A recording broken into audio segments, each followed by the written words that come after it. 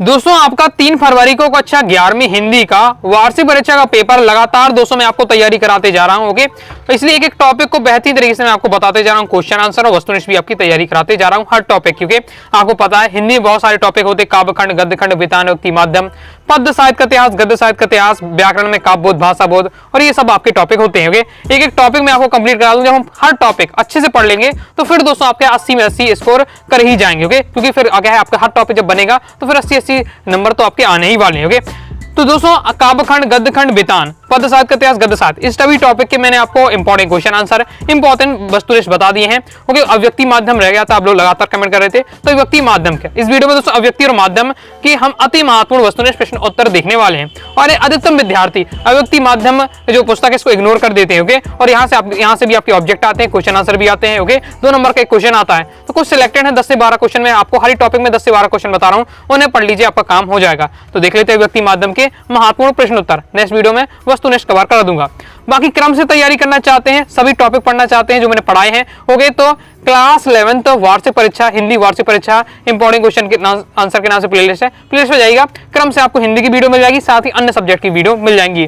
परीक्षा में सफलता उस विद्यार्थी को मिलती है जो मेहनत के पेड़ को क्या ध्यान से पानी देता है। यानी परीक्षा में अगर आपको सफलता प्राप्त करनी है, आपको हाई स्कोर करना है, तो आपको लगातार मेहनत करनी ही पड़ेगी।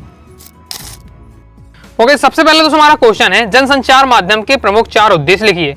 ओके, जनसंचार माध्यम है, पहले तो आपको पता होना चाहिए जनसंचार माध्यम होते क्या है। जनसंचार माध्यम वही है ओके, जो आपके रेडियो हो गया, टेलीविजन हो गया, ओके, साथ ही आपका समाचार पत्र हो गया, तो इंटरनेट हो गया, ये सब आपके क्या है जनसंचार माध्यम है। ओके, कई बार ऐसी बस आ जाता है जनसंचार माध्यम लिखी हुए। अब इनका उद्देश्य क्या होते हैं, इनका उद्देश्य क्या है, घटनाएं, नीतियों, कार्यक्रम की जानकारी देती हैं। ओके, क्या जनसंचार होता है, इसमें क्या घटनाओं, नीतियों, कार्यक्रम के बारे में जानकारी मिलती है। राष्ट्रीय विकास में जनसंचार की महत्वपूर्ण भूमिका है। मुद्रित संचार में समाचार पत्र, पत्रिकाएं, इलेक्ट्रॉनिक समाचार में रेडियो, टेलीविजन तथा बेतार संचार में मोबाइल तकनीकी महत्वपूर्ण रहते हैं। सिंपल है, मेन आंसर क्या है कि इसका उद्देश्य क्या होता है, तो घटनाओं और नीतियों के कार्यक्रम की जानकारी मिलती है, साथ ही राष्ट्रीय विकास में जनसंचार की महत्वपूर्ण भूमिका है। ये आपका मेन है। नेक्स्ट, पत्रकारिता क्या होती है, पत्रकारिता क्या है, तो पत्रकारिता का अर्थ होता है पत्रकार होने की अवस्था। पत्रकारिता आधुनिक सभ्यता का एक प्रमुख व्यवसाय है जिसमें समाचारों का एकीकरण, लिखना, जानकारी एकत्रित करना, करके पहुंचाना, संपादित करना, सम्यक प्रस्तुतिकरण करना आदि सम्मिलित है। मतलब पत्रकारिता में क्या होता है, एक प्रकार से बिजनेस तो है ही है, जिसमें क्या किया जाता है, सभी प्रकार की समाचार को एकत्रित किया जाता है और लोगों तक क्या पहुंचाया जाता है, प्रस्तुत किया जाता है। ओके, आज के युग में पत्रकारिता के भी अनेक माध्यम, बहुत सारे माध्यम हो गए पत्रकारिता, जैसे अखबार में, पत्रिका में, रेडियो, वेब पत्रकारिता यानी ऑनलाइन वाली पत्रकारिता। जैसे आपने दैनिक भास्कर देखे होगे तो न्यूज़पेपर तो आते हैं दैनिक भास्कर के, साथ ही आप क्या ऑनलाइन भी न्यूज़ पढ़ सकते होंगे, तो आपकी वेब पत्रकारिता भी होने लगी है। तो ये सब पत्रकारिता के प्रकार भी है आपके दिए हुए हैं। जैसे समाचार के तत्वों के नाम लिखिए, इंपॉर्टेंट है, प्रीवियस ईयर में आ चुका है। समाचार के क्या कौन कौन से तत्व होते हैं, तो नवीनता, सत्यता, स्पष्टता, संक्षिप्तता, सुरुचि, पढ़ लीजिएगा 2-3 बार। ओके, ये आपके समाचार के तत्व हैं। नेक्स्ट बहुत ज्यादा इंपॉर्टेंट, ओके, नेक्स्ट बहुत ज्यादा इंपॉर्टेंट है, पीठ पत्रकारिता क्या है। ओके, पत्रकारिता तो आप समझ गए हैं, ओके, लेकिन पीठ पत्रकारिता क्या है, तो पीठ पत्रकारिता उस पत्रकारिता को कहते हैं जिसमें सभी समाचारों की उपेक्षा करके सनसनी फैलाने वाले समाचार या ध्यान खींचने वाले शीर्षकों को बहुत आयत में प्रयोग किया जाता है। इसे समाचार पत्रों की बिक्री बढ़ाने का घटिया तरीका माना जाता है, एक बेकार तरीका है। पीठ पत्रकारिता क्या है, पत्रकारिता दोस्तों आप समझ गए क्या होती है पत्रकारिता, जानते ही होंगे कि समाचार पत्र, समाचार मतलब क्या है, जो न्यूज को एकत्रित करना, ओके, सूचनाओं को एकत्रित करना और लोगों तक पहुंचाना, ये पत्रकारिता कहलाती है। अब पीठ पत्रकारिता क्या है, तो पीठ पत्रकारिता वह पत्रकारिता है जिसमें क्या है, जो मेन सच्चे, जो सही वाले न्यूज हैं, सही वाली न्यूज नहीं बताएंगे, जो ओके, जो इससे कुछ काम के मतलब की नहीं है, लेकिन क्या है सनसनी फैलाने वाली, ओके, और कुछ जिसका कुछ मतलब ही नहीं है, आपसे कुछ फायदा नहीं है, उनको क्या है आपको बड़ा चला कर दिखाया जाता है। ओके, और आपका ध्यान आकर्षित किया जाएगा, जबकि वो आपके काम की न्यूज नहीं है। ओके, तो ये आपका क्या है समाचार फैलाने का घटिया तरीका माना जाता है। ओके, इस प्रकार से आगे देख लेते हैं, खोज परक पत्रकारिता क्या है, तो खोज परक पत्रकारिता क्या है, ओके, खोज पत्र, ये पीठ पत्रकारिता में आप दोस्तों ये एग्जांपल समझ सकते हैं। आपको पता है अभी वर्तमान समय में एक कोरोना वायरस वाला जैसे आया था, इसी बार से एक और वायरस आ चुका है। ओके, तो अब समाचार में क्या चल रहा है कि अब कोविड-19 से बड़ा वाला जो वायरस है, उससे बड़ा वाला वायरस आ गया है, अब और बड़ा लॉकडाउन लगेगा। ओके, और अब क्या है, अब इस बार से परीक्षाएं, अब क्या है परीक्षाएं नहीं होंगी, तो इस बार से सनसनी वाली फैलाई जाने जैसा कुछ मतलब नहीं है, ऐसा कुछ वो इतना वायरस इतना बड़ा नहीं है। ओके, कोरोना से बहुत ज्यादा छोटा है, लेकिन फिर भी इतना उसको बड़ा चढ़ाकर बताया जा रहा है, तो ये बेफालतू का होता है। इसमें क्या है, लोगों को ध्यान आकर्षित किया जा रहा है, जबरदस्ती। तो ये क्या है, एक बार से क्या है, अपने समाचार पत्रों के या समाचार के क्या है बढ़ाया जा रहा है, यही पत्रकारिता है। ये समझ गए होंगे, खोज परक पत्रकारिता। ओके, खोज परक पत्रकारिता नहीं, खोजी पत्रकारिता भी कहते हैं। खोजी पत्रकारिता को जासूसी पत्रकारिता भी कहा जाता है। तो ये आपका ऑब्जेक्ट बन सकता है कि खोज पत्रकारिता का दूसरा नाम क्या है, जासूसी पत्रकारिता।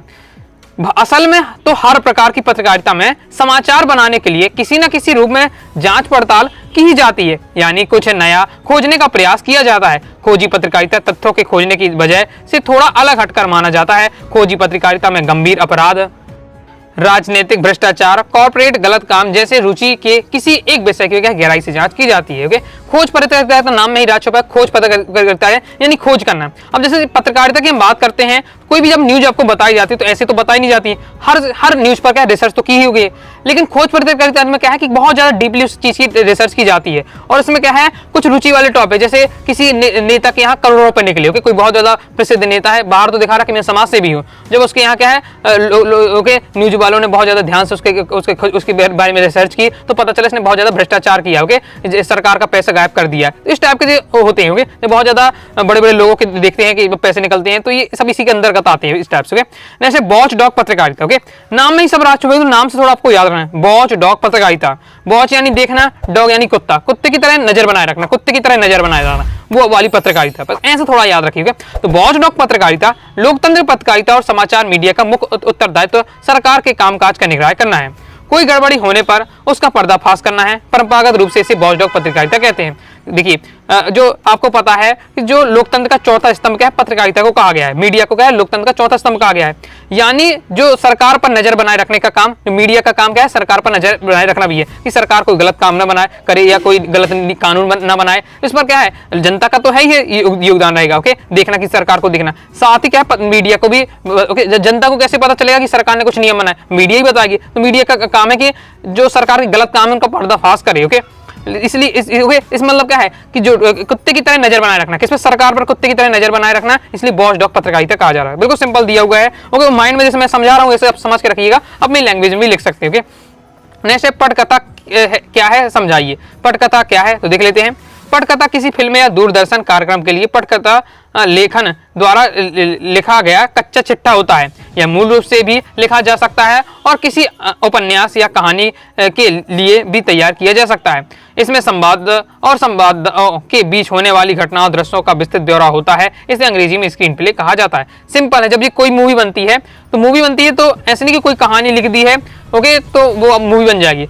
कहानी में ये तो लिखा जाता किसने, किस हीरो ने किससे क्या कहा। ओके, और जब हीरो जब कह रहा है तो उसके पीछे उसका बैकग्राउंड क्या होना चाहिए, यानी वो गार्डन में कह रहा है कि घर के अंदर वो बोल रहा है। तो इस टाइप का मतलब एक बारीक से चीजें लिखी जाती होगी। उसमें कौन सी ट्यूनिंग लगी, कौन सा गाना उस समय सेट होगा, मतलब इस बहुत डिटेल से उस चीज को लिखना है। ओके, वही आपका क्या पटकथा है। पट की कथा, पट यानी आपका होती है फिल्म की कथा लिखना। ओके, कथा किस तरह से बहुत ज्यादा डिटेल से लिखना। ओके, ये सब तो नहीं बताना हीरो ने ये डायलॉग बोला, ये डायलॉग बोलने के साथ साथ उसमें वही बताना है उसके पीछे कौन सा बैकग्राउंड होगा, वो कहाँ बोलेगा। ओके, और किस ट्रेन में बोला, उसके बैकग्राउंड कौन सा चलेगा, ये सब का होता है, वो आपकी पटकथा कहलाती है। मैं उसी को चीज को आपको कनेक्ट करके बता रहा हूँ अपने उसमें, लेकिन लिखने की लैंग्वेज क्या होगा, ये आपका लैंग्वेज लेने वाला है। ओके, नेक्स्ट हमारा क्वेश्चन है फ्लैशबैक तकनीकी के कोई दो बिंदु लिखिए। तो फ्लैशबैक तकनीक क्या है, एक फ्लैशबैक कभी एनालिसिस कहा जाता है, अतः अंतःक्षेपित दृश्य है जो कहानी में वर्तमान बिंदु से कथा को समय पर वापस लाया जाता है। फ्लैशबैक का उपयोग अवसर महत्वपूर्ण बैक स्टोरी को भरने के लिए कहानी की प्राथमिक अनुक्रम से पहले हुई घटनाओं को बताने के लिए किया जाता है। इस सिंपल मैं बता दूं, फ्लैशबैक पता क्या है आपका, जैसे आपने देखा होगा कि पार्ट बाय पार्ट कई टॉप मूवी बनती है। ओके, जैसे हम क्या वेब सीरीज वगैरह कहते हैं। तो जब भी आपने पहला पार्ट देख लिया पूरा, अब वेब सीरीज का सेकंड पार्ट देखेंगे तो अक्सर होता है कि जब सेकंड पार्ट दोस्तों आप वेब सीरीज का देखेंगे तो पहले में क्या क्या हुआ वो थोड़ा सा आपको दिखाया जाता है। ओके, इसी बार से एपिसोड देखते हैं। ओके, जो सीरियल वगैरह आते हैं, सीरियल वगैरह में देखा कि आज तक कल तक अभी तक आपने देखा किसने इसको मारा। ओके, अब इसके आगे क्या होगा, चलिए देखते हैं। तो इस टाइप का थोड़ा होता है, तो फ्लैशबैक किया जैसे मैं आपको शॉर्ट में पूरा पहले का बताया जाएगा जिसमें आपके माइंड में आ जाए, वही आपका फ्लैशबैक, यानी पीछे की घटना को क्या है आपको जोड़ने के लिए, आगे घटनाओं से जोड़ने के लिए पीछे का थोड़ा बहुत दिखाया जाता है। ओके, इस टाइप से। ओके, तो जो आपका रियल में होता है मैं उससे आपको कनेक्ट करके बता रहा हूँ कि इसका क्या मतलब है। ओके, स्ववृत्त की दो विशेषताएं बहुत ज्यादा इंपॉर्टेंट है, प्रीवियस ईयर में आ चुका है।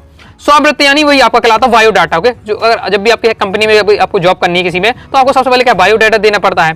तो वही कहलाता है स्वाभित्व। अपने बारे में बताना पड़ेगा कि मैं कौन हूँ, ओके, और मेरा कितनी एज है, ये वगैरह सब भी, और आपने क्या क्या योग्यताएं आपकी वो सब लिखना पड़ता है, 10th 12th की में कितना परसेंटेज, ये सब आप, ये बायोडाटा कहलाता है। तो उसकी विशेषता होनी चाहिए। तो पहले व्यक्ति विशेष के बारे में सूचनाओं का सिलसिलेवार संकलन, यानी उस व्यक्ति की सभी क्रम से, पहले उसका नाम, फिर पिता का नाम, इस बार से एक अच्छा, फिर क्रम से उसे पूरा बताना पड़ेगा। तो क्रम होता है बायोडाटा लिखने का, तो उसका पूरा वर्णन होना चाहिए।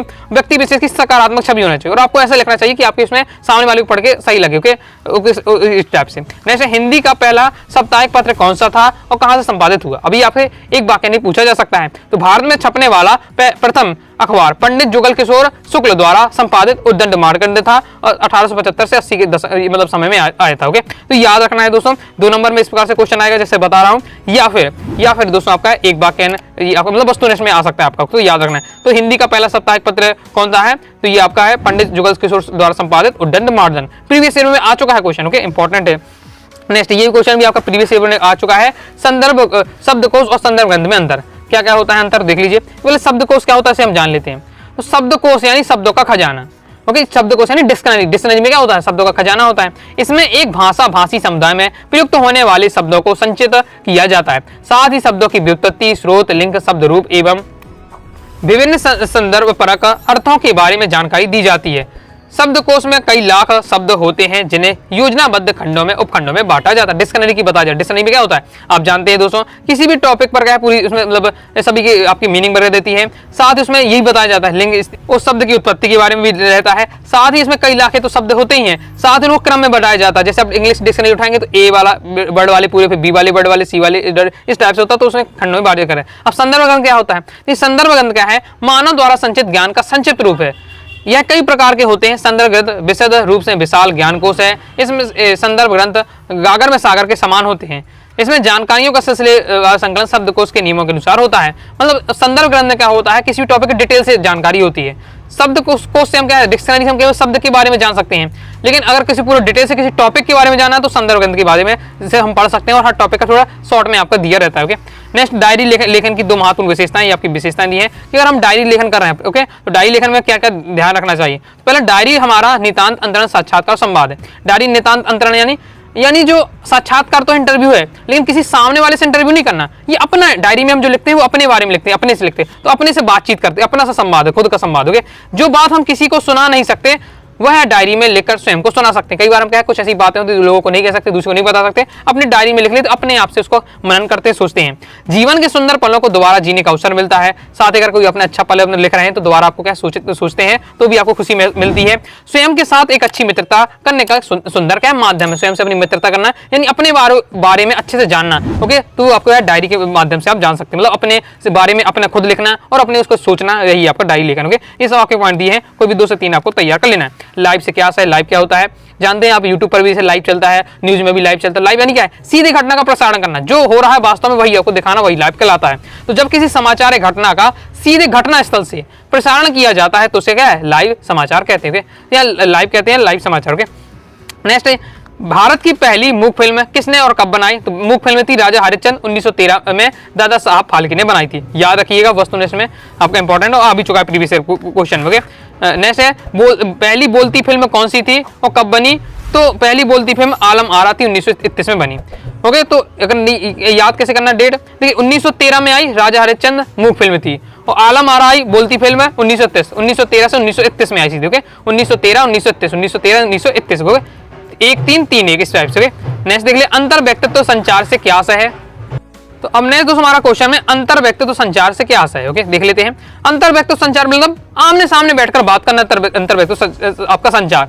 जैसे अभी मैं आपसे बात कर रहा हूँ, मैं आपको सुन रहे हैं, मैं आपसे बात कर रहा हूँ, लेकिन अपना जो बातचीत है वो अंतर व्यक्तित्व संचार नहीं कहलाएगा। रीजन की हम आमने सामने नहीं बैठे। ओके, इसमें आपको मैं ओके, अब इंटरनेट के माध्यम से आप कहीं बैठ के दिख रहे हैं, मैं कहीं बैठकर वीडियो बना रहा हूँ। ओके, तो यहाँ से आपका क्या कहलाएगा, ये अंतर व्यक्तित्व संचार नहीं है। आमने सामने जब बैठकर बात करें तो आपका अंतर व्यक्तित्व संचार। तो जब 2 व्यक्ति आमने सामने संचार करें, यानी संचार यानी बातों का बात करें, तो अंतर व्यक्तित्व संचार कहलाता है। इसमें फीडबैक तुरंत प्राप्त होता है। अगर आपको कोई भी डाउट हो तो आप मुझसे तुरंत नहीं पूछ, पहले आपको कमेंट करना पड़ेगा। जब मैं कुछ दिन बाद देखूंगा या अगले दिन देखूंगा तब मैं आपको बताऊंगा, तो इसमें तुरंत फीडबैक नहीं मिलेगा। लेकिन जब आमने सामने बात करेंगे, कोई दिक्कत है तुरंत बता दें। ओके, अंतर व्यक्तित्व संचार की मदद से हम आपसी संबंध विकसित करते हैं। यह संचार पारिवारिक और सामाजिक रिश्तों की बुनियाद है। हर प्रकार के साक्षात्कार अंतर व्यक्तित्व संचार के अंतर्गत आते हैं। मतलब जो इंटरव्यू होते हैं तो इंटरव्यू में क्या है, आमने सामने बैठते हैं, इसलिए क्या हर प्रकार का जो इंटरव्यू है अंतर व्यक्तित्व संचार के अंतर्गत आता है। ओके, तो इस प्रकार से दोस्तों मैंने आपको टॉप 16 क्वेश्चन बताए हैं, सभी इंपॉर्टेंट थे, बहुत ज्यादा समझा भी दिया है, तो जिससे आपको अब याद करने में आसानी होगी।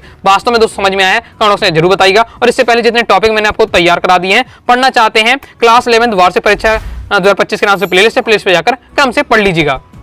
बाकी दोस्तों हिंदी की प्रॉपर तैयारी करना चाहिए चाहते हैं, पीडीएफ मटेरियल चाहते हैं, 9039534079 इस दिए व्हाट्सएप में मैसेज करके आपका कोर्स को ज्वाइन कर लीजिएगा, हिंदी कोर्स को, और आपका पूरा पीडीएफ मटेरियल मिल जाएगा, प्रॉपर आपकी तैयारी हो जाएगी। तो आइए दोस्तों आपको वीडियो पसंद है दोस्तों वीडियो को लाइक जरूर कर दीजिएगा। साथ ही दोस्तों टेलीग्राम चैनल व्हाट्सएप चैनल को ज्वाइन कर रखिएगा। कोई दोस्तों डाउट आता है कमेंट बॉक्स में आप जरूर पूछ लीजिएगा। मिलते हैं नेक्स्ट वीडियो में, तब तक के लिए बाय बाय।